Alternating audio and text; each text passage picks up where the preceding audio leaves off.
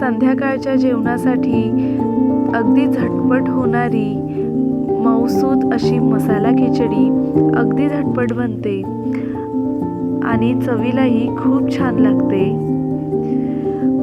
जर का रात्रीच्या वेळी काही हलकं खायचं असेल तर तुम्ही ही मसाला खिचडी पटकन अशी बनवू शकता.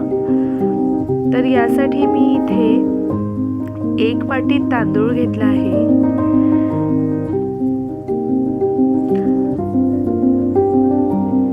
अर्धी वाटी तूर डाळ आणि अर्धी वाटी मुगाची डाळ घेतली आहे. डाळ तांदूळ छान स्वच्छ पाण्याने धुवून घेते. तुम्ही तुमच्या आवडीनुसार आणखी काही डाळी यामध्ये ॲड करू शकता. आता डाळ तांदूळ छान धुवून घेतले. नंतर गॅसवर कुकर ठेवला आणि कुकरमध्ये तेल घातलं. तेल छान तापलं की त्यामध्ये मोहरी छान तडतडायला लागली की नंतर त्यामध्ये जिरं छान फुलून आले की 2 हिरव्या मिरच्या आणि 1 बारीक चिरलेला कांदा छान परतवून घेतला. कांदा परतवून झाला नंतर त्यामध्ये आलं लसूण पेस्ट परतवून घेतली. नंतर त्यामध्ये चिरून घेतलेला 2 टोमॅटो घेतला. टोमॅटो परतवून घेते.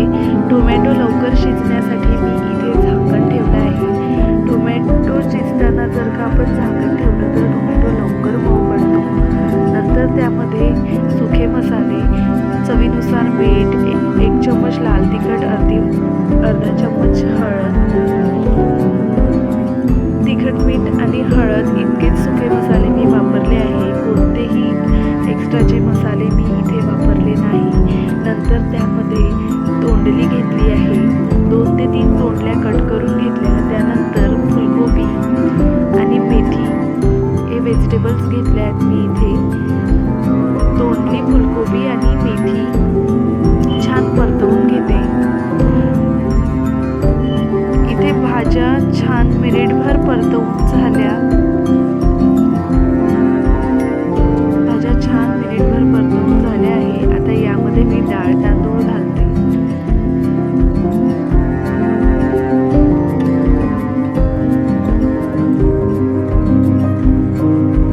इथे डाळ तांदूळ छान परतवून घेते.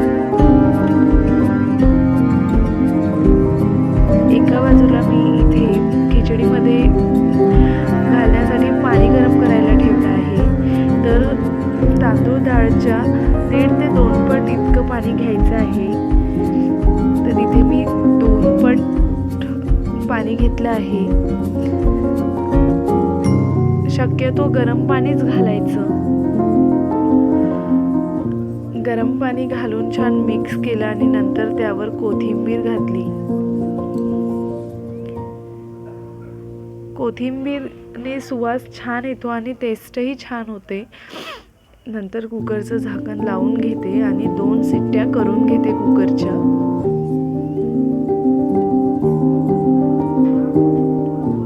इथे कुकरच्या 2 शिट्ट्या झाल्या आणि थोडा वेळ मी कुकरची वाफ शिरू दिली आणि तयार आहे इथे मसाला खिचडी.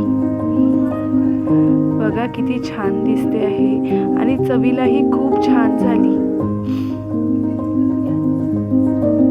तर संध्याकाळच्या जेवणाच्या वेळी अगदी हलकं असं खायचं असेल तर तुम्ही मसाला खिचडी नक्की ट्राय करा. तुम्हाला रेसिपी कशी वाटली नक्की मला कमेंट करून सांगा. तर मग मंडळी, बसताय ना जेवायला?